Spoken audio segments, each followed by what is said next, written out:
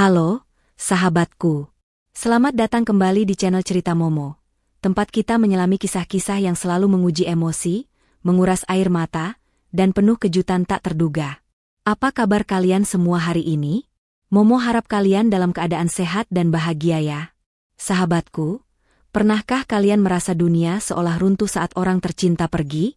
Itulah yang dialami oleh Laras, tokoh kita kali ini. Setelah suaminya, Bagas, meninggal, ia berharap mendapatkan warisan sebagai bekal hidup bersama anaknya. Namun, ia justru dihadapkan pada kenyataan pahit. Seluruh harta dan rumah mewah jatuh ke tangan mertuanya, Busonya. Laras hanya diberi sebuah rumah tua yang kumuh, dan dihina habis-habisan oleh Busonya. "Hahaha, kamu sangat pantas tinggal di situ bersama anakmu," kata Busonya dengan tawa penuh kemenangan. Laras hanya diam. Tapi siapa sangka, di rumah tua yang hina itu, Laras menemukan brankas tua yang isinya akan membalikan keadaan 180 derajat. Isinya bukan harta, melainkan bukti penggelapan dana dan perselingkuhan Busonya yang akan menyeretnya ke penjara, dan membuat mertua itu iri setengah mati. Bagaimana Laras mendapatkan keadilan sejati dan membuat mertuanya meringkuk menyesali perbuatannya? Jangan sampai ketinggalan setiap detik ceritanya ya. Sebelum kita mulai, Momo minta dukungan kalian semua. Tanda jempol naik, like video ini sampai merah. Bel subscribe channel Cerita Momo dan nyalakan lonceng notifikasinya. Balon ucapan komen di bawah dengan format, nama kalian, asal kota, hadir. Contoh, Budi, Jakarta, hadir. Siap? Kalau sudah, yuk kita langsung masuk ke bab 1, duka dan warisan yang membakar. Laras hanya bisa memeluk erat Dito, putranya yang berusia 7 tahun, saat peti mati Bagas perlahan diturunkan. Tanah merah itu seolah menelan separuh jiwanya. Bagas, suaminya, cinta pertamanya, belahan jiwanya, kini sudah tiada. Hatinya remuk redam, tetapi ia harus kuat. Ia adalah satu-satunya tiang penyangga bagi Dito sekarang. Semua kenangan indah bersama Bagas, tawarnya, janji-janji masa depan, kini hanya tinggal serpihan yang menusuk dada. Di sampingnya, berdiri Busonya, ibu mertuanya. Tidak ada air mata yang jatuh dari mata wanita parubaya itu. Wajahnya keras, tertutup rapat. Busonya hanya sibuk mengibaskan kipas tangan mahalnya, seolah kepanasan dan tak sabar ingin segera menyelesaikan ritual pemakaman. Sejak Bagas meninggal mendadak karena serangan jantung di kantornya seminggu lalu, sikap Busonya kepada Laras semakin dingin, bahkan cenderung menghina. Busonya seolah lupa bahwa Laras adalah menantu yang selama ini merawat Bagas dengan penuh kasih, menantu yang melahirkan cucu kesayangannya. Namun, bagi Busonya, Laras hanyalah wanita miskin yang beruntung dinikahi putranya, dan kini status keberuntungan itu sudah habis masanya. Beberapa hari setelah pemakaman, suasana rumah mewah yang dulunya hangat kini terasa mencekam. Laras mencoba mencari ketenangan, tetapi ia tahu, ketenangan itu tidak akan didapatkannya dalam waktu dekat. Permasalahan warisan dan masa depan Dito kini menggantung seperti pedang tajam di atas kepalanya. Bagas adalah tulang punggung keluarga. Semua aset, rumah mewah, dan perusahaan besar adalah hasil kerja kerasnya. Maka, tiba waktunya. Pengacara Bagas, Bapak Gunawan, datang ke rumah mewah itu untuk pembacaan wasiat. Ruang tamu dipenuhi keheningan yang menyesakkan. Laras duduk di sofa, menggenggam tangan Dito yang kebingungan. Di seberangnya, Busonya duduk tegak, ditemani oleh Herman, rekan bisnis mendiang Bagas yang anehnya selalu hadir mendampingi Busonya sejak Bagas tiada. Herman adalah sosok yang licin, dengan senyum ramah yang tidak pernah mencapai matanya. Laras tidak pernah menyukai Herman. Pak Gunawan, dengan sorot mata yang tampak tidak nyaman, membuka amplop tebal bertanda tangan Bagas. Ia membersihkan tenggorokannya dan mulai membacakan isi surat wasiat itu dengan suara formal. Berdasarkan surat wasiat almarhum Bapak Bagas Wijaya, tertanggal 3 bulan sebelum beliau wafat. Pak Gunawan berhenti sejenak, melirik ke arah Laras, lalu melanjutkan. Maka, semua aset perusahaan, saham mayoritas, uang tunai di rekening utama, dan rumah mewah ini, diwariskan sepenuhnya kepada Ibu Sonya Wijaya. Dunia Laras serasa berhenti berputar. Udara di sekitarnya menipis. Ia mendengar suara dengungan di telinganya. Apa? Seluruhnya? Ia menoleh ke arah Pak Gunawan, mencari konfirmasi, mencari setitik kesalahan dalam pengucapan itu. Bu Sonya tidak bisa menahan senyum puasnya. Senyum itu lebar, penuh kemenangan, dan Laras melihatnya sebagai tawa terbahak-bahak tanpa suara. Herman di samping Bu Sonya ikut tersenyum tipis, seolah tahu persis skenario ini akan terjadi. Pak Gunawan melanjutkan, nadanya terdengar semakin hati-hati. Untuk Nyonya Laras Wijaya. Laras menahan napas. Ia berharap Bagas meninggalkan sedikit saja harta yang cukup untuk masa depan Dito. Uang sekolah, biaya hidup, apapun. Almarhum Bagas mewariskan sebuah aset properti yang terletak di pinggiran kota, di Desa Cendana. Properti tersebut berupa rumah tua dengan status tanah hak guna bangunan yang akan dipindahtangankan atas nama Nyonya Laras Wijaya. Rumah tua? Laras mengerutkan kening. Ia belum pernah mendengar Bagas menyebut tentang rumah tua di Desa Cendana. Bagas selalu mengatakan ia sudah mencukupi semua kebutuhan Laras dan Dito. Mengapa harus rumah tua yang bahkan statusnya hak guna bangunan? Bu Sonya akhirnya angkat bicara, suaranya tajam dan menusuk. Rumah tua? Oh, aku ingat. Itu adalah properti mangkrak yang dibeli Bagas 5 tahun lalu hanya karena kasihan pada pemiliknya yang terlilit utang. Nilainya tidak seberapa, Laras. Itu hanyalah remah-remah. Laras menatap Bu Sonya. Kenapa, Bu? Kenapa semua aset utama harus diserahkan ke Ibu? Kami punya Dito, cucu Ibu. Bu Sonya tertawa pelan, tawa yang menusuk hingga ke ulu hati Laras. Kenapa? Karena Bagas tahu siapa yang pantas mendapatkan hartanya. Aku ini ibunya, yang membesarkan dia. Kau hanya menantu yang datang belakangan. Bagas pasti menyadari, rumah ini dan perusahaan lebih aman di tanganku daripada jatuh ke tangan wanita yang tidak tahu cara mengelola kekayaan seperti dirimu. Herman menambahkan, seolah mengompori. Ya, Laras. Bagas itu anak yang berbakti. Dia tentu ingin ibunya terjamin masa tuanya. Rumah tua itu sudah lebih dari cukup untuk menampungmu dan putramu. Kau kan terbiasa hidup sederhana. Kata-kata itu adalah penghinaan telak. Laras merasa seolah ditampar di depan umum. Ia bukan meminta kekayaan untuk dirinya sendiri, tetapi untuk Dito. Ia melihat ke arah Pak Gunawan, yang hanya bisa menunduk, tampak tidak berdaya. Pak Gunawan hanya menjalankan tugasnya, dan ia tidak bisa mengubah isi wasiat. Bu Sonya bangkit dari kursinya, berjalan mendekati Laras dengan tatapan meremehkan. Hahaha, kamu sangat pantas tinggal di situ bersama anakmu. Itu cocok untuk istrimu yang tidak tahu diri ini, Bagas. Bu Sonya mengucapkan kalimat itu dengan penuh penekanan, puas melihat mata Laras yang mulai berkaca-kaca. Sana, pergi. Dalam waktu 24 jam, aku mau kalian berdua sudah angkat kaki dari rumah ini. Jangan kotori istanaku dengan barang-barang murahanmu. Laras merasakan kemarahan yang membuncah, tetapi ia tahu, perlawanan hanya akan mempermalukannya. Ia tidak ingin Dito melihat ibunya menangis dan berdebat dengan neneknya di tengah tumpukan duka. Laras memejamkan mata sesaat, menarik napas dalam-dalam. Ia harus tenang, demi Dito. Ia harus mencari cara. Ia berdiri tegak, memeluk Dito. Ia menatap Bu Sonya dengan tatapan yang dingin dan tanpa emosi, sebuah tatapan yang tidak pernah dilihat oleh ibu mertuanya. Ia hanya diam, tidak membalas penghinaan itu dengan kata-kata. Ayo, Dito, bisik Laras kepada putranya. Kita pergi. Kita akan cari rumah kita sendiri. Laras hanya membawa 2 koper besar yang berisi pakaian dan beberapa barang berharga peninggalan ayahnya. Ia tidak menyentuh satupun perhiasan atau barang-barang mewah yang pernah diberikan Bagas. Ia meninggalkan semua itu sebagai pertanda bahwa ia pergi bukan karena harta, melainkan karena harga dirinya sudah diinjak-injak. Bu Sonya tertawa melihat punggung Laras yang menghilang di ambang pintu. Lihat, Herman. Dia pergi seperti anjing yang diusir. Akhirnya, aku bebas. Herman hanya tersenyum simpul, matanya terlihat berpikir keras.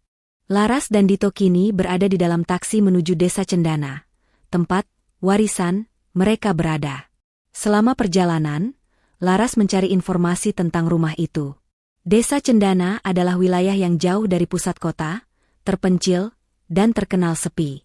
Foto yang ia temukan di internet menunjukkan sebuah rumah kayu yang sudah lapuk, ditumbuhi ilalang tinggi, dengan cat yang mengelupas di mana-mana. Jendela-jendela tampak pecah, dan suasana rumah itu seolah memancarkan aura kesuraman. Rumah itu benar-benar kumuh. Laras mencoba untuk tidak menangis. Ia harus kuat. Ia menoleh ke arah Dito, yang tertidur pulas di bahunya. Mama akan cari jalan, Nak. Kita akan mulai dari awal. Kita tidak butuh harta mereka, kita butuh kedamaian, bisiknya pelan. Setelah perjalanan yang panjang, taksi itu berhenti di depan gerbang berkarat. Di depannya, berdiri rumah tua yang sama persis dengan yang ada di foto. Halamannya ditutupi semak belukar setinggi pinggang. Bau apak dan lembab langsung menyeruak. Inilah tempat Laras harus memulai kehidupannya yang baru. Inilah warisan yang diberikan Bagas, suaminya yang sangat ia cintai. Laras membayar taksi, menarik kedua koper besar itu dengan susah payah.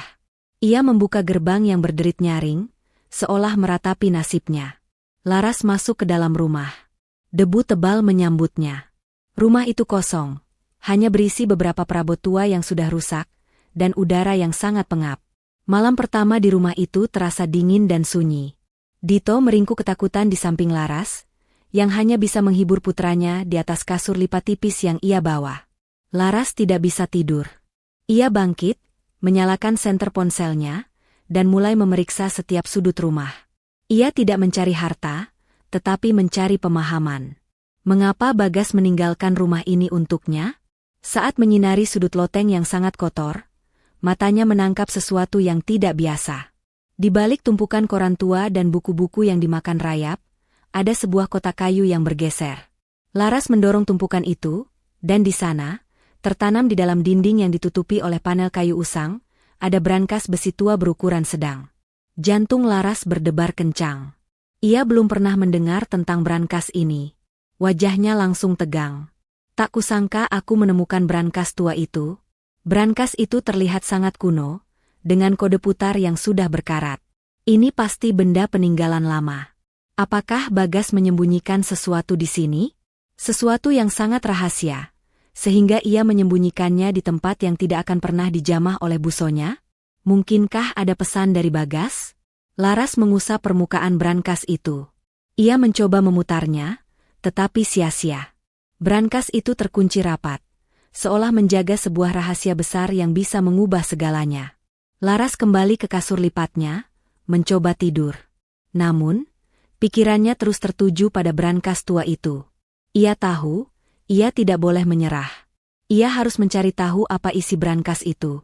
Ia merasa, nasibnya dan nasib Dito, entah bagaimana, tergantung pada misteri di balik besi tua yang berkarat itu. Kekuatan baru mulai tumbuh dalam dirinya, sebuah tekad untuk membongkar misteri ini dan melawan semua ketidakadilan yang ia terima dari busonya. Inilah awal dari perjuangan Laras, bukan untuk membalas dendam, tetapi untuk mendapatkan keadilan yang seharusnya menjadi miliknya. Di rumah mewah yang kini sepenuhnya menjadi miliknya, busonya merasa seperti ratu yang baru saja memenangkan tahta. Pengusiran Laras adalah kemenangan terbesarnya, penutup drama panjang yang selama ini ia mainkan di balik punggung Bagas. Setelah Laras menghilang dari pandangan, busonya menoleh ke arah Herman yang masih duduk santai di sofa. Tawa busonya pecah, tawa yang lepas, memuaskan, dan penuh penghinaan, bergema di ruang tamu yang dulunya ramai oleh kehangatan keluarga. Bagaimana? Sempurna, bukan? Kata busonya, menyeka sudut matanya yang kering, bukan karena air mata kesedihan, melainkan karena kegembiraan yang meluap-luap. Aku bilang juga apa, Herman? Wanita itu tidak akan berani melawan. Dia tahu dia bukan tandingan kita. Rumah ini akhirnya sepenuhnya milikku. Milikku. Herman menyesap kopi mahalnya, matanya memancarkan perhitungan. Tentu, busonya. Ini semua berkat strategi kita. Bagas terlalu polos. Dia tidak pernah menyangka bahwa surat wasiat yang dia tanda tangani beberapa bulan lalu, atas dasar jaminan masa tua ibu, akan kita manfaatkan secepat ini. Dan rumah tua itu, benar-benar ide yang jenius untuk membuatnya merasa berada di titik terendah. Busonya duduk kembali, raut wajahnya kembali serius, meski masih dihiasi sisa-sisa kegembiraan. Rumah tua itu hanya untuk menutupi jejak, agar dia tidak mencurigai apa-apa.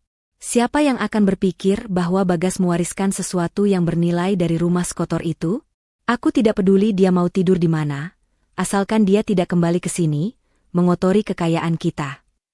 Mereka berdua larut dalam pembicaraan tentang rencana masa depan mereka, tentang bagaimana mengelola perusahaan Bagas, tentang bagaimana menikmati aset-aset mewah itu. Bu Sonya berencana segera mengadakan pesta peresmian, kekuasaan, barunya, mengundang semua kolega dan kenalan untuk menunjukkan bahwa dialah pewaris sejati Bagas, bukan Laras si menantu miskin. Baginya, Laras sudah menjadi bagian dari masa lalu yang harus dilupakan. Ia tidak tahu, rasa puasnya itu hanya bersifat sementara. Tipuan yang akan segera dibongkar oleh rahasia yang terkubur di rumah tua yang ia anggap tak berharga. Sementara Bu Sonya merayakan kemenangannya, Laras harus menghadapi realitas pahit di desa Cendana. Setelah malam yang dingin dan penuh kecemasan, Laras bangun pagi-pagi, badannya terasa remuk. Ia menatap sekeliling rumah, atau lebih tepatnya gubuk, yang kini menjadi satu-satunya tempat tinggal mereka. Dinding-dindingnya berlumut, atapnya bocor di beberapa tempat, dan lantainya kotor. Bau apek dari kayu lapuk dan kelembapan menusuk hidung. Namun, Laras tidak punya waktu untuk meratapi nasib. Ia punya Dito. Dito terbangun dengan tangisan. "Ibu, Dito mau pulang. Kenapa rumah kita jadi seperti ini?" Dito takut. Rengeknya, memeluk erat Laras. Hati Laras hancur berkeping-keping. Ia tidak bisa menjelaskan kerumitan wasiat dan kejahatan mertuanya kepada putranya yang masih kecil. Laras memeluk Dito, mencium keningnya, dan mencoba tersenyum sekuat tenaga. "Sayang, ini rumah baru kita. Rumah ini spesial. Bagas memberikannya untuk kita karena di sini ada banyak petualangan yang bisa kita lakukan. Kita akan membersihkan rumah ini, dan mengubahnya jadi istana kita sendiri. Kita mulai dari mana ya?" Laras mencoba mengalihkan perhatian Dito. Ia menunjuk ke arah jendela tua yang penuh debu. "Kita lihat, siapa yang bisa membersihkan debu paling cepat." Dengan tekad yang membaja, Laras memulai misi pembersihan istana. Ia menggunakan sehelai kain bekas, ember, dan sedikit air seadanya. Ia harus membersihkan setiap sudut rumah, membuang puing-puing, dan menyingkirkan sarang laba-laba. Tugas itu terasa mustahil. Tetapi setiap kali ia melihat wajah Dito, semangatnya kembali menyala. Saat Laras sedang sibuk menyikat lantai di ruang tengah, ponsel tuanya berdering. Itu adalah Jelita, sahabat karibnya sejak kuliah. Jelita adalah satu-satunya support system yang Laras miliki. "Laras, astaga. Aku baru tahu dari Pak Gunawan soal wasiat itu. Aku tidak percaya Bu Sonya sejahat itu. Kenapa Bagas melakukan ini padamu? Di mana kau sekarang?" Suara Jelita terdengar panik dan marah. Laras mencoba menenangkan Jelita. "Aku baik-baik saja, Jelita. Aku di desa Cendana. Aku sedang membersihkan istana baruku." Laras tertawa getir. "Istana apanya? Lar? Itu gubuk. Kau harus kembali. Kau harus gugat wasiat itu," desak Jelita. "Tidak, Jelita. Aku tidak punya uang untuk itu. Dan aku tidak mau Dito melihat drama kotor di pengadilan. Biar saja mereka mengambil semua harta itu. Aku hanya ingin ketenangan, dan fokus pada Dito," ujar Laras, meskipun jauh di lubuk hatinya, ia merasa bahwa menyerah bukanlah pilihan. Jelita tidak setuju. "Ketenangan macam apa yang kau dapatkan di sana? Kau harus berjuang. Dengarkan aku, Lar. Aku akan ke sana sekarang. Aku bawa makanan, air bersih, dan alat-alat kebersihan. Jangan bergerak. Tunggu aku." Keputusan Jelita untuk datang memberikan sedikit kehangatan dalam hati Laras. Setidaknya, ia tidak sendirian. Kedatangan Jelita beberapa jam kemudian membawa suasana baru. Mereka berdua, dibantu Dito yang bersemangat, mulai bekerja keras. Di tengah kesibukan membersihkan ruang tengah, Jelita melihat dinding yang ditutupi oleh panel kayu usang. "Lar, ini apa? Kenapa ada panel kayu di tengah dinding begini?" tanya Jelita sambil menekan panel itu.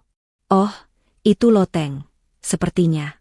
Tempat Bagas menyimpan barang-barang yang tidak terpakai," jawab Laras, sambil terus menyapu. Jelita menarik panel kayu itu, dan mata mereka langsung tertuju pada tumpukan koran tua.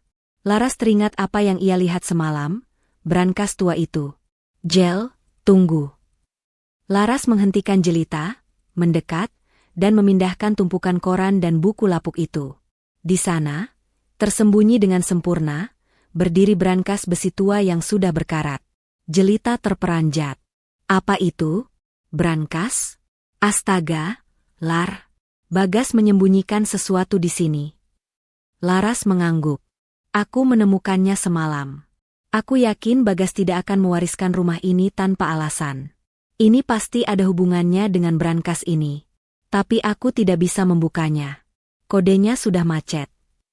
Jelita menyentuh brankas itu. Ini brankas model lama. Mungkin kuncinya ada di tempat yang tidak terduga. Atau mungkin kodenya adalah tanggal penting. Tapi, yang jelas, kita harus membukanya, Lar. Ini mungkin satu-satunya kesempatanmu untuk mendapatkan keadilan. Melihat brankas itu di siang hari, dengan dukungan Jelita di sampingnya, Laras merasakan gelombang harapan baru. Bukan harapan akan uang, tetapi harapan akan jawaban. Mengapa Bagas menyembunyikan ini? Apakah ia tahu rencana Busonya? Apakah ia sengaja meninggalkan jejak di tempat yang Busonya benci, dan tidak akan pernah diinjak? Laras teringat Pak Gunawan, pengacara Bagas. Walaupun Pak Gunawan tampak tidak berdaya saat pembacaan wasiat, Laras merasakan adanya ketidaknyamanan yang mendalam di wajah pria itu. Pak Gunawan adalah orang yang jujur. Laras yakin, Pak Gunawan akan membantunya jika ia tahu ada rahasia tersembunyi. Jel, kita harus menghubungi Pak Gunawan, kata Laras mantap. Aku akan menceritakan tentang brankas ini, dan aku akan meminta bantuannya untuk membukanya. Jika isinya adalah uang, aku tidak akan menyentuhnya. Tapi jika ini adalah kunci untuk memahami Bagas dan perbuatan Busonya, aku harus tahu. Mata Jelita berbinar. Itu baru Laras yang kukenal. Wanita yang kuat, bukan yang hanya diam saat diinjak-injak. Aku akan membantumu menghubungi Pak Gunawan. Tapi ingat, Lar, apapun isinya, jangan bertindak gegabah. Kita butuh ahli untuk ini. Laras mengangguk, melihat ke arah Dito yang sedang asyik bermain dengan serpihan kayu. Ia berjanji pada dirinya sendiri, demi masa depan anaknya, ia tidak akan lagi diam. Ia akan mengubah rumah tua kumuh ini menjadi markas perjuangannya. Tawa puas Busonya harus dibungkam oleh kebenaran. Malam itu, Laras berhasil tidur sedikit lebih nyenyak. Harapan yang dibawa oleh brankas tua itu, ditambah kehadiran Jelita, memberinya kekuatan untuk menghadapi hari esok. Pagi harinya, Laras menghubungi Pak Gunawan. Ia tidak menceritakan detail wasiat di telepon, ia hanya meminta Pak Gunawan untuk datang ke desa Cendana dengan alasan, ada benda peninggalan Bagas yang perlu bantuan profesional untuk dibuka. Pak Gunawan setuju, meskipun ia terdengar terkejut dengan alamat yang diberikan Laras. Sementara Laras menunggu kedatangan Pak Gunawan, di rumah mewah, Busonya sedang menikmati sarapan mewahnya. Ia membaca berita di ponselnya, tersenyum sinis melihat laporan tentang Laras. Ia yakin, Laras pasti sedang menderita. Ia merasa sangat berkuasa. Herman, kau sudah urus semua surat-surat rumah tua itu, kan? Pastikan statusnya tidak bisa diubah. Aku tidak mau Laras punya modal untuk melawan, ujar Busonya kepada Herman yang duduk di depannya. Sudah, Busonya. Semua aman. Rumah itu resmi atas nama Laras, tapi nilainya sangat kecil dan sulit dijual karena statusnya yang buruk. Tidak ada yang perlu dikhawatirkan, jawab Herman meyakinkan. Bagus. Sekarang kita fokus pada perusahaan. Aku dengar ada sedikit masalah likuiditas di kuartal ini. Kita harus segera menutupinya, kata Busonya, raut wajahnya kembali fokus pada bisnis. Busonya, dengan bantuan Herman, kini mulai menjalankan kendali penuh atas perusahaan Bagas, tanpa tahu bahwa setiap langkah mereka sedang diawasi oleh jejak yang ditinggalkan Bagas, jejak yang kini akan dibongkar oleh Laras. Busonya tertawa lagi, tawa yang penuh kesombongan, tidak menyadari bahwa tawa itu adalah tawa terakhir sebelum bencana besar menghantamnya. Hari itu, suasana di rumah tua desa Cendana dipenuhi ketegangan yang bercampur harapan. Laras sudah membersihkan bagian depan rumah sebersih mungkin, meskipun debu dan bau apek masih sulit dihilangkan. Dito bermain di halaman depan, dijaga oleh Jelita, sementara Laras duduk gelisah menunggu kedatangan Pak Rahmat. Laras tahu, Pak Rahmat adalah satu-satunya jembatan penghubungnya dengan masa lalu Bagas yang misterius. Jika Pak Rahmat tidak bisa membantu, maka rahasia di dalam brankas tua itu mungkin akan terkunci selamanya. Tak lama kemudian, sebuah mobil sedan mewah berhenti di depan gerbang berkarat. Pak Rahmat turun dengan setelan jas rapi. Melihat kondisi rumah yang sangat kontras dengan lingkungan kerjanya, raut wajah Pak Rahmat tampak terkejut sekaligus prihatin. Ia tidak menyangka Laras, menantu dari mendiang kliennya yang kaya raya, harus tinggal di tempat yang sedemikian buruk. Nyonya Laras, maafkan saya. Saya benar-benar terkejut melihat Anda di sini, ujar Pak Rahmat, memberikan salam. Tidak apa-apa, Pak. Inilah tempat tinggal saya sekarang. Mari masuk, jawab Laras, suaranya berusaha terdengar kuat. Laras membawa Pak Rahmat langsung ke loteng tempat brankas itu berada. Ia menjelaskan secara singkat bagaimana ia menemukan brankas itu, persis setelah busonya mengusirnya. Laras mengakhiri ceritanya dengan tatapan penuh harap. Saya yakin Bagas tidak mungkin meninggalkan rumah ini tanpa alasan. Saya mohon bantuan Bapak untuk membuka brankas ini.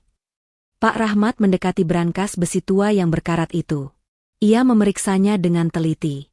Ini adalah brankas keluaran lama. Sistem kuncinya kombinasi putar manual, tetapi sepertinya sudah berkarat. Sayangnya, saya tidak punya alat spesialis untuk membuka brankas, Nyonya. Tapi saya bisa menghubungi seseorang. Saya punya kenalan yang sangat ahli dalam hal ini, seorang spesialis kunci terpercaya. Laras menghela napas lega. Terima kasih banyak, Pak. Saya tidak peduli dengan isinya berupa uang, saya hanya ingin tahu apa maksud Bagas. Pak Rahmat mengangguk, ia melihat ketulusan di mata Laras. Sebagai pengacara yang mengenal Bagas dengan baik, Pak Rahmat merasa ada sesuatu yang tidak beres dengan wasiat yang dibacakan. Wasiat itu terlalu berat sebelah, tidak mencerminkan Bagas yang sangat mencintai istri dan anaknya. Pak Rahmat berjanji untuk membawa spesialis itu sore nanti. Sore harinya, spesialis kunci yang diperkenalkan Pak Rahmat datang. Pria yang tampak tenang dan profesional itu mulai bekerja. Laras, Pak Rahmat, dan Jelita berdiri di kejauhan, menahan napas. Suara gesekan logam yang mencoba menembus kunci tua itu memenuhi keheningan. Prosesnya memakan waktu lebih dari 2 jam. Keringat membasahi dahi spesialis itu, menunjukkan betapa sulitnya membuka brankas yang sudah puluhan tahun tidak tersentuh. Akhirnya, terdengar bunyi klik yang nyaring, seperti bunyi musik kemenangan. Pintu brankas berderi terbuka, menampakkan kegelapan di dalamnya. Laras mendekat, jantungnya berdebar kencang. Ia mengira akan menemukan tumpukan uang tunai yang mungkin disiapkan Bagas sebagai cadangan, atau mungkin perhiasan berharga. Namun, yang ia temukan adalah sesuatu yang jauh lebih penting. Di dalam brankas, tidak ada satupun uang atau perhiasan. Hanya ada 2 benda. Sebuah USB flash drive berwarna hitam, yang tampak modern dan terawat, diselipkan dalam kantong plastik kedap air. Beberapa map coklat tebal yang diikat rapi. Map-map itu berisi dokumen perbankan lama, salinan laporan keuangan perusahaan Bagas, dan beberapa kertas dengan tulisan tangan Bagas di marginnya. Laras mengambil flash drive itu dengan tangan gemetar. Rasa kecewa karena tidak adanya harta langsung hilang digantikan oleh rasa penasaran yang besar. Bagas pasti sengaja menyembunyikan dokumen-dokumen ini di tempat raman yang busonya tidak akan pernah sentuh. Pak Rahmat mengambil salah satu map. Ia mulai membolak-balik dokumen yang berisi salinan-salinan laporan keuangan. Wajahnya semakin lama semakin mengeras. Ia melihat angka-angka yang mencurigakan, dana-dana besar yang ditransfer ke akun yang tidak dikenal, dan beberapa pinjaman perusahaan yang seolah-olah ditutup, tetapi tidak ada bukti pembayaran yang jelas. Nyonya Laras, kata Pak Rahmat, suaranya rendah dan serius. Ini adalah dokumen yang sangat sensitif. Salinan laporan keuangan ini menunjukkan adanya manipulasi dana besar di perusahaan Bagas selama 3 tahun terakhir. Ada dana yang jumlahnya sangat fantastis, hilang tanpa jejak yang jelas. Saya khawatir ini mengarah pada dugaan penggelapan. Jelita terperanjat. Penggelapan? Siapa yang berani menggelapkan dana di perusahaan Bagas? Laras menunjuk flash drive di tangannya. Mungkin jawabannya ada di sini, Jelita. Bagas pasti tahu tentang ini. Ia sengaja meninggalkan jejak di sini. Pak Rahmat menyadari bahwa ia tidak bisa berlama-lama di rumah tua itu. Dokumen ini terlalu berbahaya untuk dibahas di tempat terbuka. Ia segera memasukkan semua map dan flash drive itu ke dalam tas kerjanya. Nyonya, kita harus segera memindahkan ini ke tempat yang aman dan menganalisisnya. Saya akan membawa dokumen-dokumen ini ke kantor saya. Saya akan meminta tim forensik digital untuk mencoba membuka flash drive ini. Biasanya, Bagas sangat ahli dalam enkripsi. Kita harus bersiap, Nyonya. Jika ini benar dugaan penggelapan, maka pelakunya adalah orang terdekat Bagas. Orang terdekat? Laras menggumam, pikiran segera tertuju pada Busonya dan Herman. Busonya yang dengan mudahnya mengambil alih perusahaan, dan Herman yang selalu mendampinginya. Laras merasa tubuhnya didera gelombang dingin. Jika Busonya terlibat dalam penggelapan, maka seluruh drama wasiat dan pengusiran ini adalah upaya untuk menutupi kejahatan itu. Rasa dukanya bercampur dengan amarah yang dingin. Ini bukan lagi tentang harta, ini tentang kebenaran dan keadilan untuk Bagas. Malam itu, setelah Pak Rahmat dan spesialis kunci pergi, Laras tidak bisa memejamkan mata. Ia menceritakan kecurigaannya kepada Jelita. Aku yakin, Busonya terlibat, Jelita. Tawa puasnya saat pembacaan wasiat, caranya mengusirku secepat kilat. Semuanya terasa seperti upaya panik untuk menguasai aset dan menghilangkan jejak. Laras mengepalkan tangannya. Bagas pasti sudah tahu. Dia tidak memberi Busonya wasiat karena berbakti, tapi karena Bagas ingin membiarkan Busonya memegang aset kotor itu, sementara ia meninggalkan petunjuk bersih untukku di sini. Jelita menyentuh bahu Laras. Kau benar, Lar. Busonya pasti tidak menyangka Bagas punya rencana cadangan. Tapi kita harus hati-hati. Jika Busonya benar-benar menggelapkan dana, dia pasti punya kaki tangan, dan dia tidak akan segan-segan melakukan hal lain yang lebih buruk untuk menutupi kejahatannya. Aku tidak takut lagi, Jelita. Mereka sudah mengambil segalanya dariku, bahkan rumah yang seharusnya menjadi milikku. Aku tidak akan membiarkan mereka lolos setelah apa yang mereka lakukan pada Bagas dan Dito, kata Laras, tekadnya kini sekuat baja. Laras menghabiskan beberapa hari berikutnya di rumah tua, membersihkan sisa-sisa kekacauan, dan mencoba menciptakan lingkungan yang lebih baik untuk Dito. Rumah itu masih kumuh, tetapi kini terasa seperti benteng rahasia. Ia menunggu kabar dari Pak Rahmat dengan hati berdebar. Ia tahu, setelah flash drive itu terbuka, pertempuran sesungguhnya baru akan dimulai. Laras, yang selama ini dikenal pendiam dan penurut, kini bertransformasi menjadi seorang pejuang yang siap menghadapi siapapun demi membersihkan nama suaminya dan mengamankan masa depan anaknya. Ia sudah tidak peduli lagi dengan caci maki atau harta Busonya. Ia hanya menginginkan kebenaran. 3 hari berlalu sejak Laras menyerahkan flash drive dan map-map mencurigakan kepada Pak Rahmat. Hari-hari di rumah tua terasa sangat panjang bagi Laras. Ia menghabiskan waktu dengan merapikan barang-barang seadanya, tetapi pikirannya terus melayang pada kantor Pak Rahmat, pada tim forensik digital yang sedang mencoba memecahkan kode rahasia Bagas. Laras yakin, setiap detik penantian ini adalah langkah menuju kebenaran. Pada hari keempat, Laras menerima telepon dari Pak Rahmat, suaranya terdengar sangat serius, bahkan sedikit tegang. Nyonya Laras, Anda harus datang ke kantor saya sekarang. Flash drive itu berhasil kami buka, kata Pak Rahmat tanpa basa-basi. Informasi di dalamnya jauh lebih buruk dari yang kita duga. Ini bukan sekadar penggelapan dana biasa. Laras merasakan adrenalin mengalir deras. Ia meminta Jelita menjaga Dito dan segera berangkat menuju kantor pengacara Pak Rahmat di pusat kota. Perjalanan jauh itu terasa singkat karena pikirannya dipenuhi spekulasi. Setibanya di kantor Pak Rahmat, Laras langsung dibawa ke ruang konferensi yang tertutup rapat. Di sana, Pak Rahmat dan seorang ahli forensik digital sudah menunggunya. Di layar besar terpampang berbagai file yang tertata rapi, hasil kerja mendiang Bagas. Nyonya Laras, Bagas meninggalkan jejak digital yang luar biasa terperinci. Jelas Pak Rahmat, menunjuk layar. Kode enkripsinya adalah tanggal pernikahan Anda. Sebuah kode yang hanya akan diketahui oleh Anda. Ini menunjukkan Bagas memang mempersiapkan ini semua khusus untuk Anda. Laras merasakan sentuhan emosional.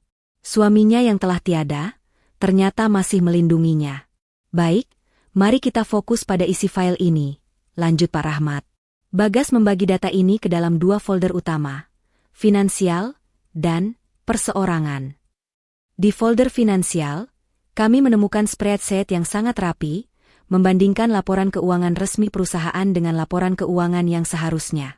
Perbedaan angkanya, Nyonya, mencapai puluhan miliar rupiah. Semua kerugian ini, yang tertulis sebagai bad debt atau operational cost, ternyata adalah transfer dana ke rekening-rekening yang tidak ada hubungannya dengan perusahaan. Laras mengepalkan tangan. Ke rekening siapa? Pak Rahmat menghela napas. Disinilah semuanya menjadi jelas. Sebagian besar dana mengalir ke 2 akun utama. Akun pertama adalah atas nama PT Kencana Jaya, sebuah perusahaan fiktif yang baru didirikan 2 tahun lalu. Dan akun kedua adalah rekening pribadi atas nama Herman. Herman? Laras terkejut, meskipun ia sudah menduganya. Jadi, dia adalah otak di balik penggelapan ini. Tidak hanya Herman, sela Pak Rahmat. Kami mencocokkan tanggal-tanggal transfer dana dengan jadwal operasional perusahaan. Sebagian besar transfer disetujui, atau setidaknya dikonfirmasi, oleh Bu Sonya. Dalam beberapa dokumen internal yang disimpan Bagas, terdapat notulen rapat yang menunjukkan Bu Sonya secara agresif mendorong Bagas untuk menyetujui investasi fiktif yang ternyata menjadi celah untuk penggelapan ini. Herman hanyalah pelaksana lapangan, Nyonya. Dalangnya adalah Bu Sonya. Laras menutup mulutnya dengan tangan, berusaha menahan rasa mual. Mertuanya yang ia hormati, ternyata adalah penipu ulung yang bahkan tega menguras harta putranya sendiri. Bagas pasti tahu, Pak, ujar Laras, suaranya bergetar. Dia pasti tahu, dan inilah sebabnya dia meninggal mendadak. Tekanan menghadapi kenyataan bahwa ibunya sendiri adalah pengkhianat perusahaan. Kemungkinan besar begitu, Nyonya, kata Pak Rahmat prihatin. Bagas mungkin tidak punya waktu untuk bertindak, sehingga dia meninggalkan semua ini untuk Anda. Pak Rahmat kemudian membuka folder kedua, perseorangan. Isi folder ini lebih mengejutkan dan lebih pribadi. Di dalamnya terdapat rekaman suara, screenshot percakapan, dan foto-foto yang disimpan secara anonim. Bagas tidak hanya mencurigai penggelapan dana. Jelas Pak Rahmat, raut wajahnya menunjukkan ketidaknyamanan. Dia juga mencurigai adanya hubungan lain antara Bu Sonya dan Herman. Laras memandang layar, matanya terpaku pada file audio pertama yang diputar Pak Rahmat. Suara yang diputar adalah suara Bagas yang sedang berbicara dengan seseorang di telepon. Suaranya terdengar frustrasi. Aku sudah pasang kamera itu di kantor lama, Bu. Aku butuh bukti nyata. Aku tidak percaya ini. Ibu dan Herman? Setelah semua yang ayah berikan? Ini bukan hanya tentang uang, ini tentang kehormatan keluarga. Rekaman suara itu berhenti. Laras merasakan hawa dingin menjalari punggungnya. Bagas telah memasang kamera rahasia. Pak Rahmat menjelaskan, rekaman ini menjadi petunjuk. Nyonya, kami belum menemukan rekaman dari kamera itu. Tapi kami menemukan screenshot percakapan antara Bu Sonya dan Herman, di mana mereka membahas rencana perjalanan bisnis keluar kota, yang mana ternyata tidak ada dalam jadwal resmi perusahaan. Mereka juga menggunakan panggilan sayang yang sangat intim. Pak Rahmat menunjukkan screenshot itu di layar, dan Laras melihatnya dengan mata memerah. Percakapan itu jelas dan vulgar. Itu adalah bukti nyata bahwa Herman dan Bu Sonya bukan hanya rekan bisnis, tetapi juga terlibat dalam hubungan terlarang, perselingkuhan. Bagas pasti mengetahui hubungan terlarang ini saat ia mulai menyelidiki kasus penggelapan. Laras merasa seluruh bebannya terangkat. Sekarang ia mengerti semuanya. Wasiat yang janggal, pengusiran yang kejam, tawa penuh kemenangan Bu Sonya. Semuanya adalah upaya untuk menutupi dua kejahatan besar. Penggelapan dana dan perselingkuhan yang dilakukan oleh Bu Sonya bersama Herman.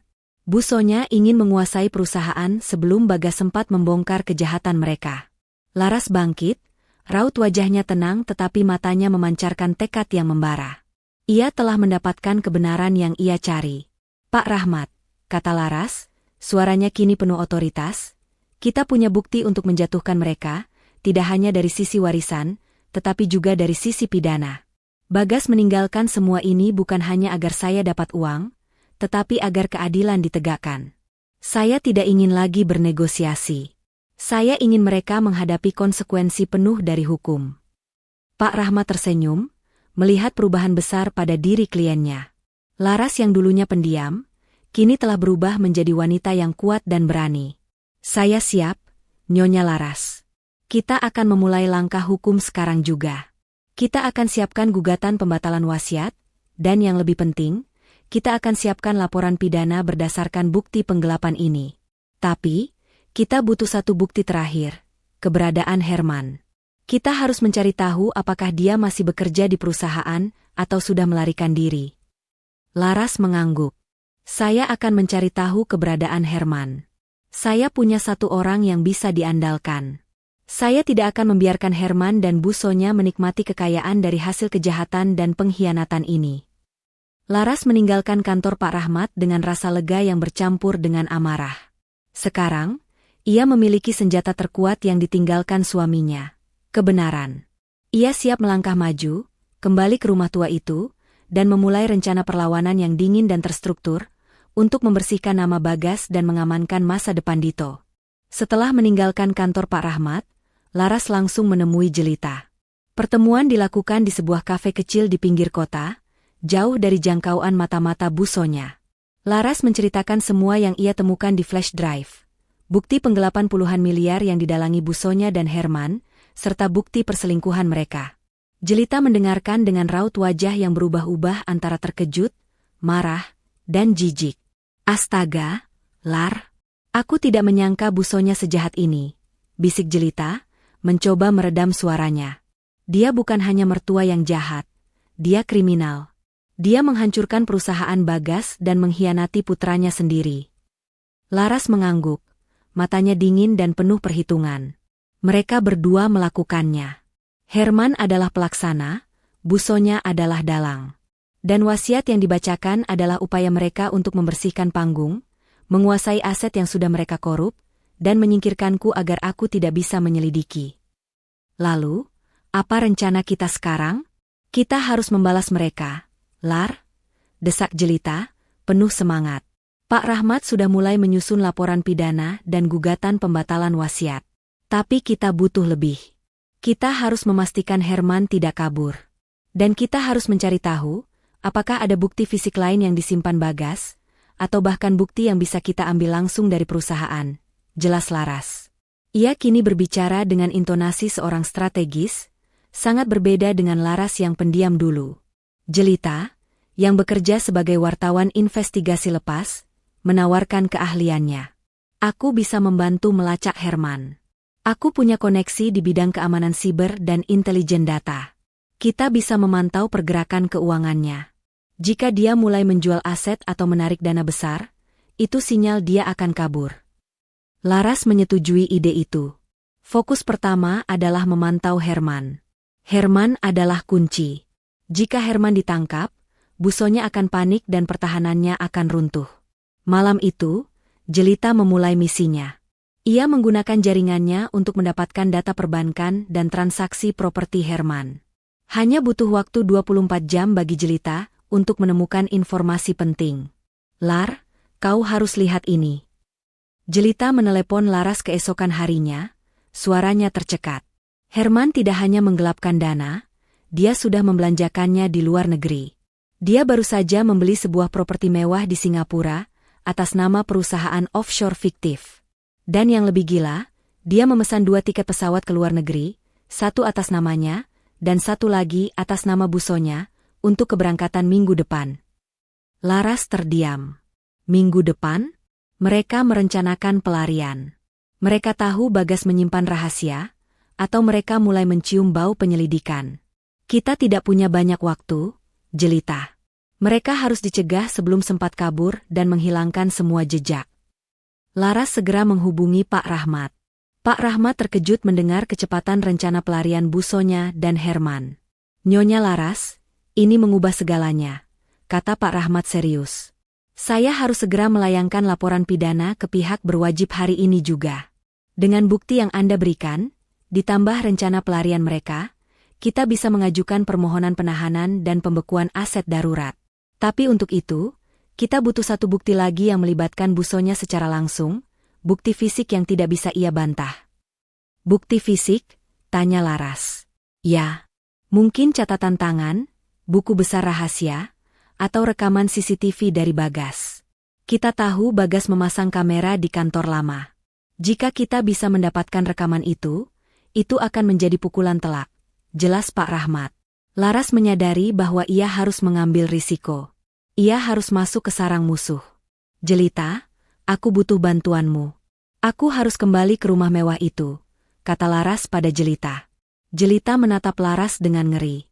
Apa? Kau gila? Lar? Bu Sonya akan mengusirmu, atau lebih buruk lagi, dia akan mencoba menyakitimu jika dia tahu kau sedang menyelidiki. Aku tahu.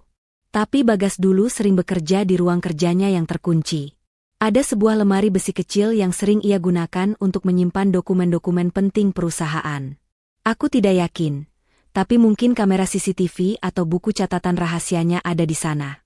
Aku harus mengambilnya malam ini, sebelum mereka kabur. Tekad Laras. Laras menyusun rencana yang sangat berisiko. Jelita akan memantau kondisi rumah dari kejauhan, memastikan Bu Sonya dan Herman tidak ada di sana. Sementara itu, Laras akan menyelinap masuk melalui pintu belakang yang ia tahu kuncinya sering rusak dan mudah dibuka.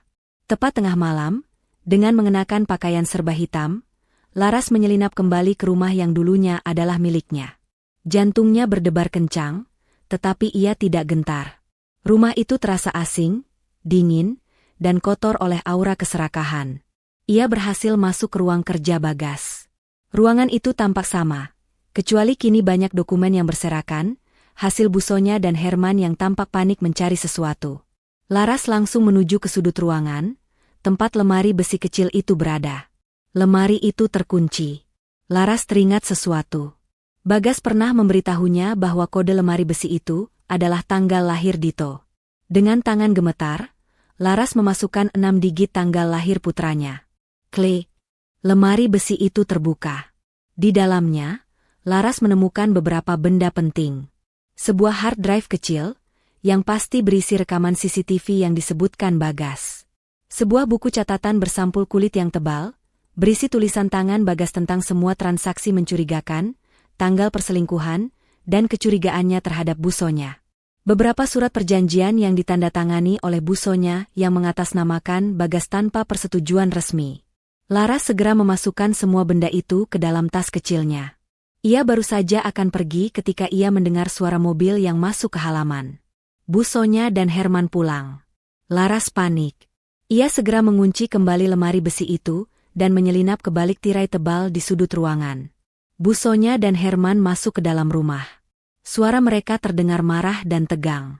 Aku bilang, Herman, aku tidak suka caramu mengelola krisis ini. Bentak Bu Sonya, suaranya tajam. Aku melihat tadi ada mobil asing parkir di ujung jalan. Aku yakin Laras sedang mengawasi kita. Tenang, Bu Sonya. Kita sudah mengamankan semuanya. Laras tidak punya apa-apa. Dia hanya tinggal di gubuk reot itu. Jawab Herman, terdengar gugup. Yang penting sekarang, kita harus segera membatalkan tiket keberangkatan yang terlalu cepat. Kita harus membuat seolah-olah kita tidak punya niat untuk kabur. Laras, bersembunyi di balik tirai, mendengarkan semua percakapan itu. Bu Sonya dan Herman sedang panik. Mereka mencium bahaya. Lagi pula, rumah ini segera akan aku jual, lanjut Bu Sonya. Aku tidak mau ada kenangan Bagas di sini. Setelah kita pindah, kita akan hidup mewah dengan uang yang kita ambil. Laras menguatkan diri. Ia harus pergi sekarang juga. Ia menunggu saat Bu Sonya dan Herman masuk ke kamar utama. Laras segera menyelinap keluar, napasnya tersengal-sengal. Ia berhasil. Ia membawa bukti yang akan menjerat mereka. Pagi harinya, Laras dan Pak Rahmat bertemu. Pak Rahmat terkejut dan memuji keberanian Laras. Hard drive dan buku catatan Bagas kini ada di tangannya. Nyonya Laras, ini dia, bukti fisik yang kita butuhkan. Seru Pak Rahmat penuh semangat, membolak-balik buku catatan Bagas. Ini adalah catatan lengkap transaksi gelap dan tanggal perselingkuhan Bu Sonya. Dengan hard drive rekaman CCTV ini, kita akan membuat mereka tidak bisa berkutik. Saya akan segera mengajukan laporan pidana resmi ke kepolisian hari ini juga, dengan bukti yang tidak terbantahkan ini. Setelah ini, semuanya akan menjadi urusan hukum, Nyonya. Perang kita telah dimulai. Laras menatap keluar jendela, menuju arah rumah mewah yang kini akan segera berganti status menjadi tempat kejadian perkara. Ia tidak lagi melihat dirinya sebagai istri yang diusir, tetapi sebagai alat keadilan yang dibawa oleh suaminya yang telah tiada. Ia telah mendapatkan kebenaran, dan sekarang waktunya kebenaran itu berbicara. Pak Rahmat tidak membuang waktu. Segera setelah menerima hard drive dan buku catatan Bagas dari Laras, ia memanggil tim forensik digitalnya lagi. Prioritas utama adalah menganalisis rekaman CCTV yang disimpan Bagas. Mereka yakin, hard drive itu akan menjadi bukti kunci yang mengikat Busonya dan Herman pada kejahatan ganda, korupsi perusahaan dan pengkhianatan pribadi. Proses analisis berjalan lambat karena Bagas menyimpannya dengan enkripsi berlapis, memastikan bahwa hanya orang yang benar-benar ahli yang bisa mengaksesnya. Setelah seharian penuh bekerja, ahli forensik akhirnya berhasil. Mereka menemukan ratusan file video yang merekam aktivitas di kantor lama Bagas, tempat di mana Bagas mencurigai banyak hal terjadi. Pak Rahmat memanggil Laras untuk datang ke kantor lagi keesokan harinya. Suasana di ruang konferensi kali ini terasa lebih mencekam daripada sebelumnya. Pak Rahmat tidak lagi hanya menunjukkan spreadsheet dan screenshot percakapan. Nyonya Laras, ini adalah rekaman video yang kami ekstrak dari hard drive, kata Pak Rahmat sambil menunjuk layar. Rekaman ini merekam aktivitas di kantor lama Bagas dalam kurun waktu 1 tahun terakhir. Kami sudah menyaringnya dan menemukan klip-klip kunci. Klip pertama diputar. Itu adalah rekaman Busonya dan Herman di kantor Bagas, bukan saat Bagas ada, melainkan larut malam. Mereka tampak sedang membahas dokumen-dokumen yang sama yang dicatat Bagas di buku catatannya. Mereka berbicara tentang angka-angka, tentang bagaimana menutup celah di laporan keuangan agar tidak terendus audit. Percakapan itu jelas mengarah pada skema penggelapan dana yang terorganisir. Mereka terlihat sangat tenang dan terencana, seolah perbuatan itu sudah menjadi rutinitas. Laras menyaksikan dengan mata dingin. Ia tidak lagi terkejut, hanya merasa jijik melihat betapa liciknya mertuanya dan Herman, bekerja sama merampok harta suaminya. Dan ini, Nyonya, adalah bukti yang paling sulit, ujar Pak Rahmat, wajahnya menunjukkan ketidaknyamanan. Ia memutar klip video berikutnya.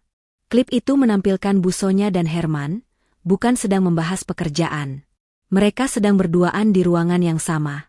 Ekspresi mereka, sentuhan mereka, dan kata-kata yang keluar dari mulut mereka yang terdengar samar dari rekaman itu, sudah cukup untuk menjadi bukti visual yang kuat dari perselingkuhan mereka.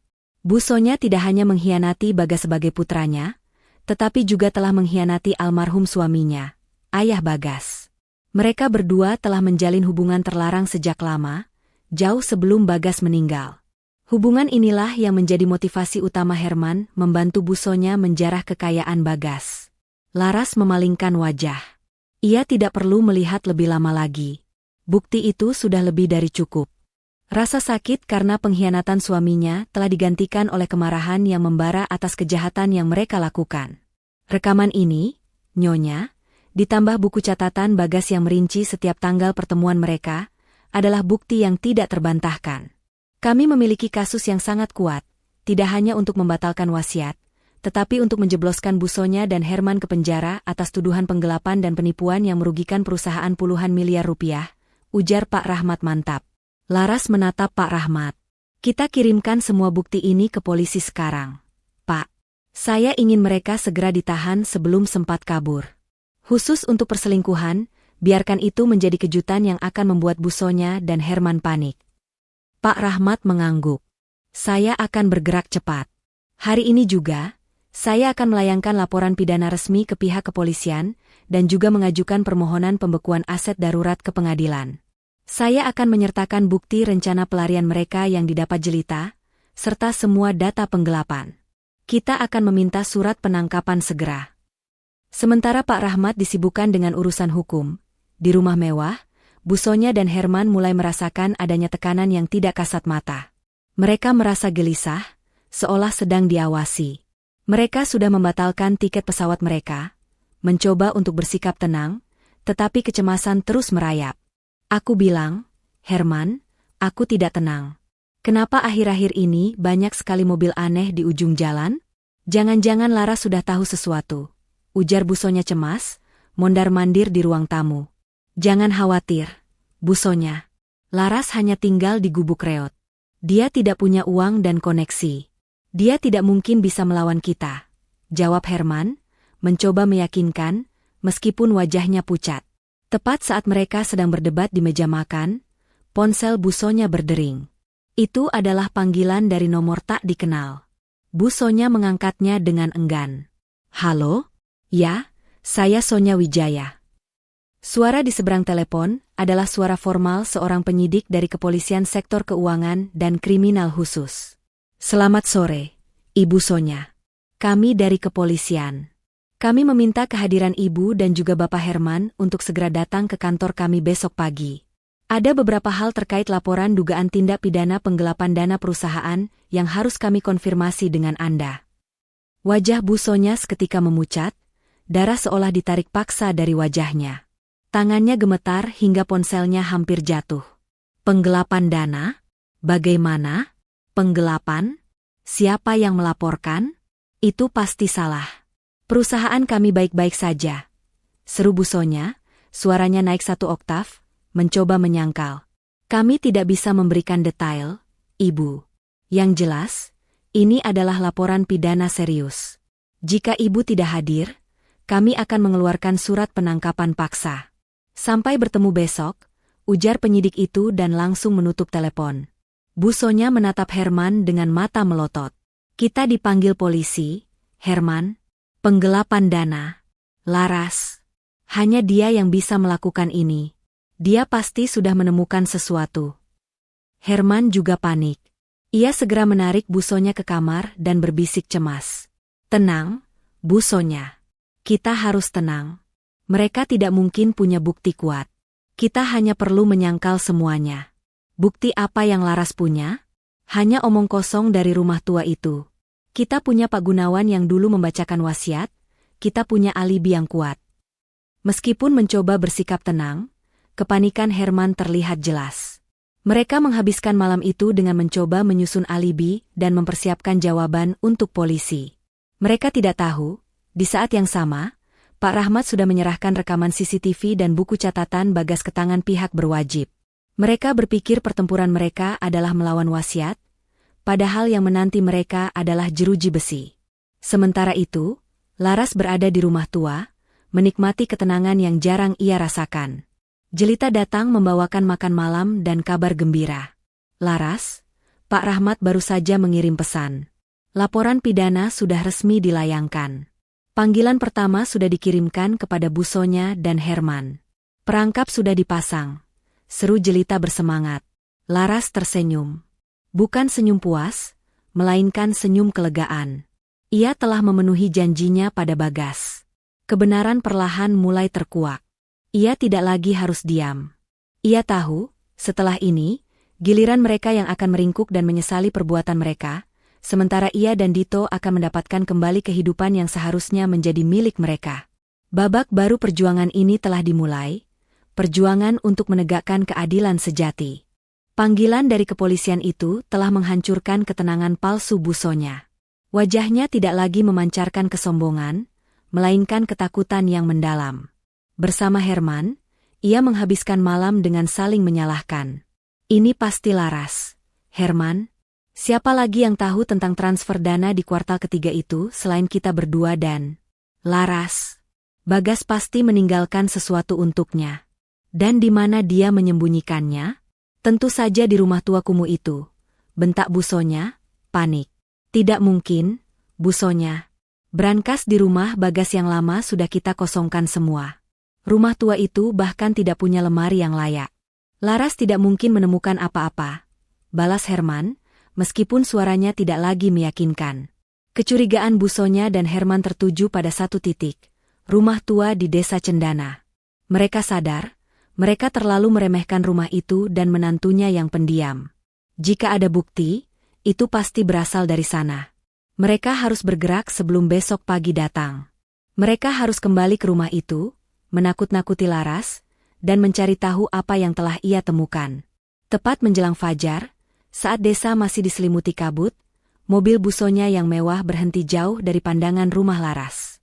Mereka berjalan kaki, mengendap-endap seperti pencuri. Busonya mengenakan topi dan kacamata hitam, berusaha menyamarkan diri. Mereka mendapati pintu gerbang rumah tua itu tidak terkunci. Halaman yang dulunya penuh ilalang kini sudah agak bersih, menunjukkan bahwa Laras serius tinggal di sana. Mereka masuk tanpa permisi. Laras sedang berada di dapur kecil, menyiapkan sarapan untuk Dito. Ia sudah memprediksi kedatangan mereka. Pak Rahmat sudah memperingatkannya bahwa pelaku kejahatan seringkali mendatangi korban untuk mengintimidasi atau menghilangkan bukti. Busonya masuk ke dalam rumah dengan wajah garang. Laras, jangan berpura-pura tidak tahu.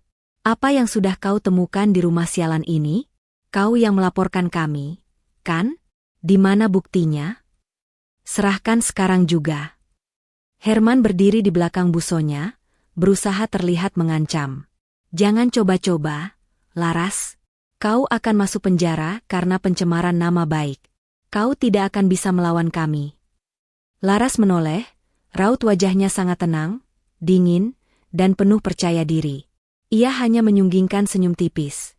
Senyum yang membuat busonya merasa gentar. Laras tidak berteriak, tidak membela diri, ia hanya berbicara dengan nada datar. Selamat pagi, busonya. Bapak Herman. Kalian datang terlalu pagi. Saya tidak menyangka kalian tertarik dengan rumah kecil saya ini. Mengapa kalian berdua begitu panik? Pertanyaan sederhana itu langsung menusuk pertahanan mereka. Kami tidak panik, sergah busonya. Kami hanya ingin tahu kenapa kau berani-beraninya melaporkan kami. Kami tahu kau memfitnah kami soal uang perusahaan. Laras meletakkan piring di meja, bergerak mendekat, menatap busonya tepat di matanya. Uang perusahaan? Benar. Uang puluhan miliar yang ditransfer ke PT Kencana Jaya?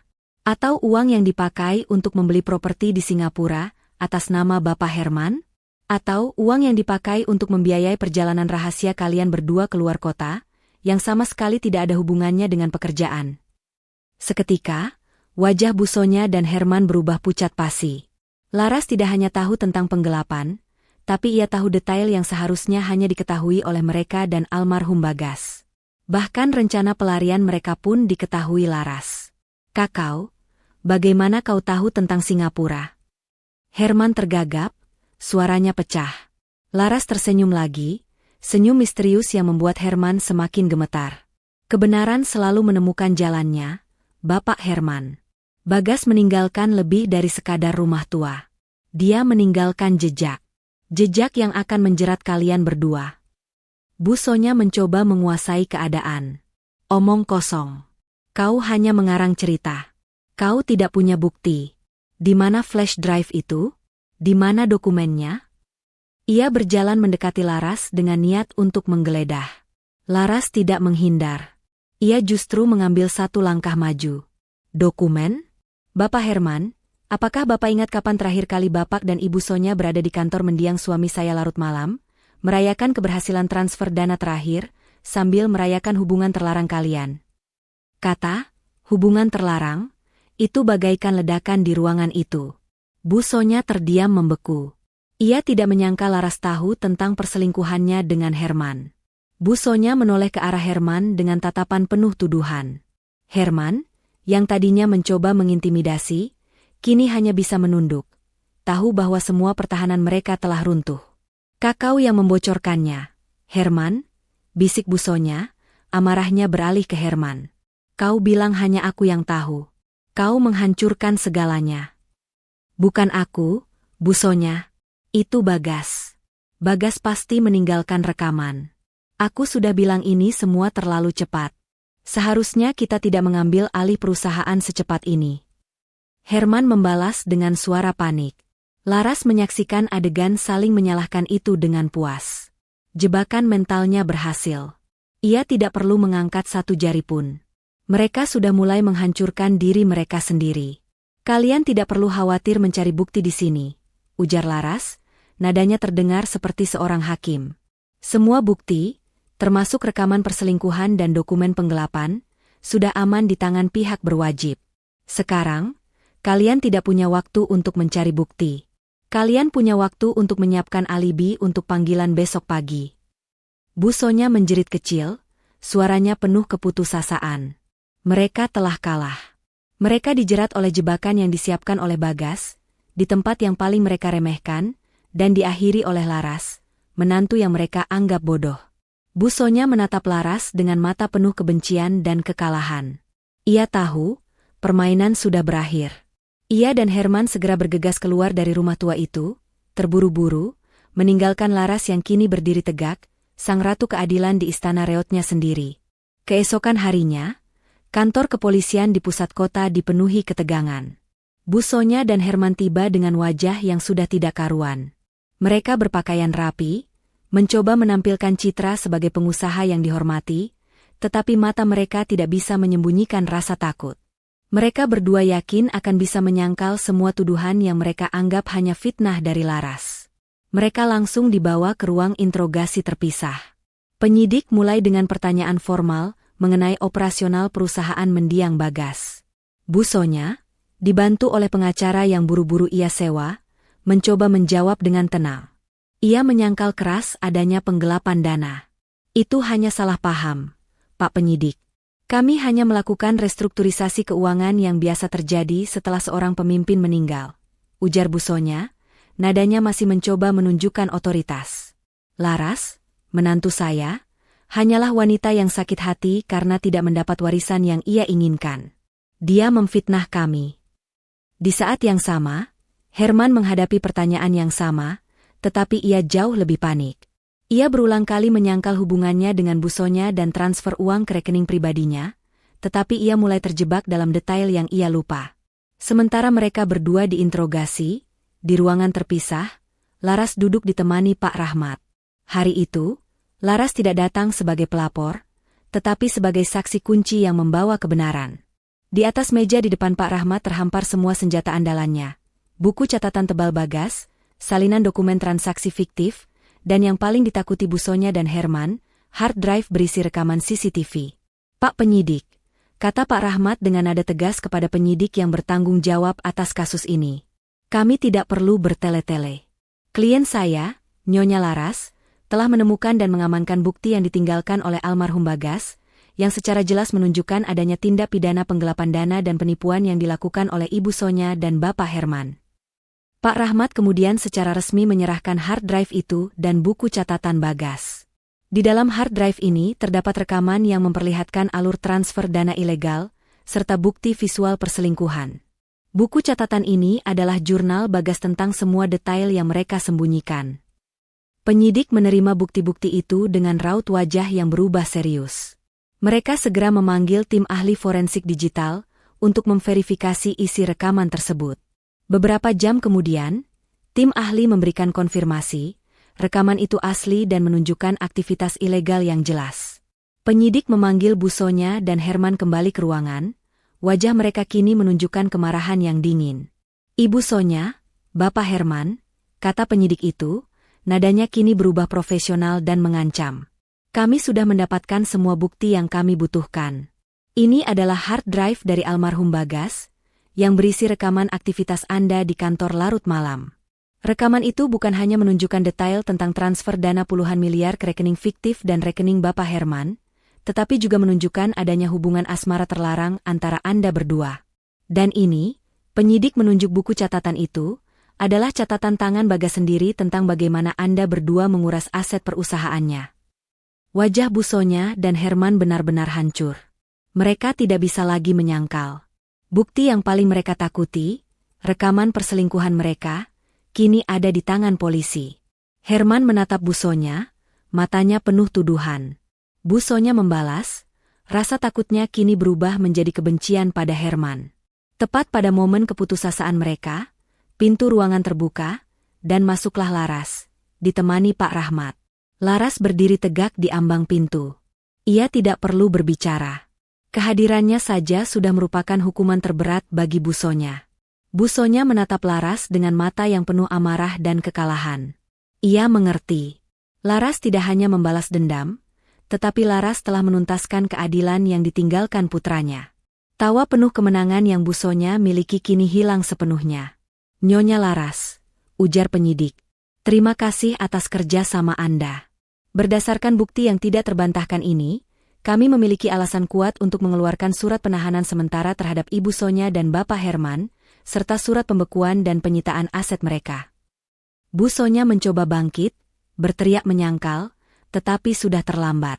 Ia dan Herman segera digiring keluar ruangan. Laras hanya diam, menyaksikan kehancuran mereka. Tugasnya sudah selesai. Ia telah menyerahkan kebenaran kepada pihak yang berhak. Setelah diinterogasi dan bukti-bukti tak terbantahkan diserahkan oleh Laras dan Pak Rahmat, proses hukum berjalan cepat. Pengadilan segera mengeluarkan surat perintah penahanan resmi terhadap Bu Sonya dan Herman atas tuduhan penggelapan dana dan penipuan yang merugikan perusahaan mendiang Bagas. Momen penangkapan Bu Sonya menjadi sorotan. Ia ditangkap di lobi kantor pengacaranya saat ia mencoba menyusun strategi banding. Tidak ada lagi tawa kemenangan atau aura kekuasaan yang ia pancarkan. Wajahnya yang pucat dan mata yang kosong menunjukkan kekalahan total. Ia digiring oleh petugas kepolisian dengan tangan diborgol, menjadi tontonan para kolega bisnis yang selama ini ia banggakan. Berita tentang penangkapan mendadak Bu Sonya dan rekan bisnisnya, Herman, menjadi headline di berbagai media, mengguncang dunia bisnis kota itu. Pada saat yang sama, Pak Rahmat mengajukan gugatan pembatalan wasiat ke pengadilan. Dengan bukti yang sama, Pak Rahmat membuktikan bahwa wasiat yang memindahkan seluruh aset kepada Bu Sonya adalah bagian dari skema kejahatan untuk menutupi penggelapan dana. Hakim memutuskan bahwa wasiat itu tidak sah dan semua aset yang diwariskan kepada Bu Sonya, termasuk rumah mewah dan saham perusahaan, harus disita negara terlebih dahulu sebagai barang bukti tindak pidana dan untuk menutupi kerugian perusahaan. Sore harinya, keramaian terjadi di depan rumah mewah yang dulu menjadi istana Bu Sonya. Polisi dan petugas dari kejaksaan datang membawa truk dan memasang papan pemberitahuan, aset sitaan negara, di depan gerbang. Semua perhiasan, mobil mewah, dan bahkan perabotan mahal di dalamnya dikeluarkan dan dimasukkan ke dalam truk. Pemandangan itu disaksikan oleh para tetangga yang dulu sangat menghormati Bu Sonya. Mereka berbisik-bisik, tidak percaya bahwa wanita yang tampak anggun itu ternyata adalah seorang kriminal. Rumah yang tadinya menjadi simbol kemewahan dan kekuasaan, kini menjadi simbol kejatuhan yang memalukan. Di kantor polisi, Bu Sonya dan Herman ditempatkan di sel terpisah, semakin menjauhkan mereka dari kenyataan dan dari satu sama lain. Tanpa Herman, Bu Sonya tidak punya siapa-siapa. Pengacara yang ia sewa segera mengundurkan diri setelah melihat bukti-bukti perselingkuhan dan penggelapan yang sangat kuat. Bu Sonya kini harus menghadapi rasa dinginnya lantai penjara.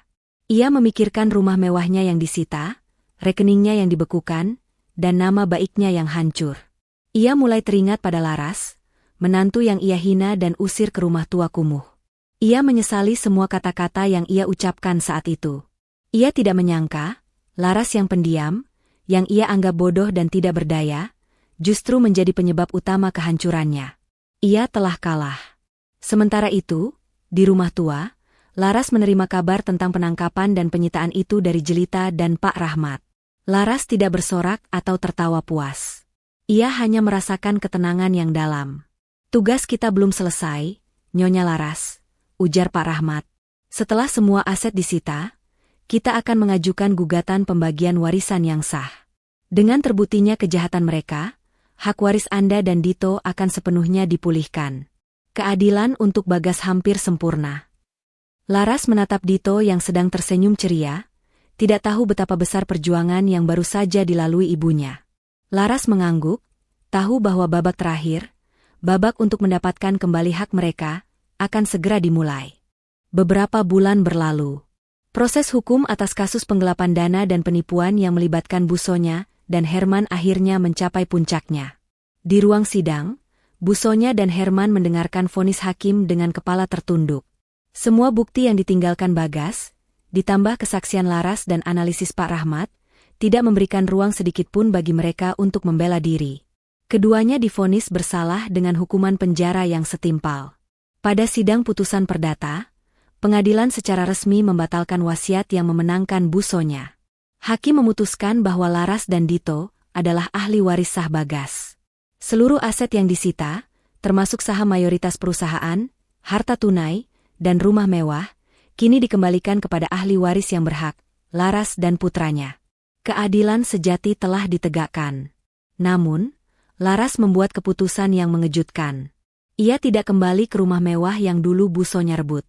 Rumah itu terlalu penuh dengan kenangan buruk, keserakahan, dan pengkhianatan. Laras meminta Pak Rahmat untuk segera menjual rumah mewah itu, beserta seluruh saham perusahaan. Uang hasil kejahatan dan pengkhianatan tidak akan pernah membawa kebahagiaan sejati. Pak Rahmat, ujar Laras mantap. Saya tidak ingin Dito tumbuh di lingkungan yang penuh dengan racun keserakahan. Kami tidak butuh kekayaan yang berlimpah, kami butuh kedamaian. Dengan uang hasil penjualan itu, Laras membeli sebuah rumah baru yang asri di pinggiran kota, tidak terlalu besar, tetapi penuh dengan cahaya dan ketenangan. Ia juga menggunakan sebagian dana itu untuk mendirikan usaha catering kecil dengan bantuan jelita. Laras, yang selama ini dicap tidak bisa mengelola uang, kini menunjukkan bahwa ia adalah wanita cerdas dan pekerja keras. Usaha cateringnya tumbuh pesat, didasari oleh ketulusan dan kerja keras. Laras kini berdiri tegak sebagai wanita mandiri yang sukses, ratu sejati bagi istananya sendiri dan putranya. Di rumah barunya yang sederhana namun hangat, Laras dan Dito menemukan kebahagiaan yang hilang. Dito tumbuh menjadi anak yang ceria dan bangga pada ibunya. Setiap kali melihat Laras tersenyum, Laras tahu bahwa ia telah memenuhi janji terakhirnya pada Bagas. Sementara itu, di balik jeruji besi, kehidupan Busonya dan Herman hancur total.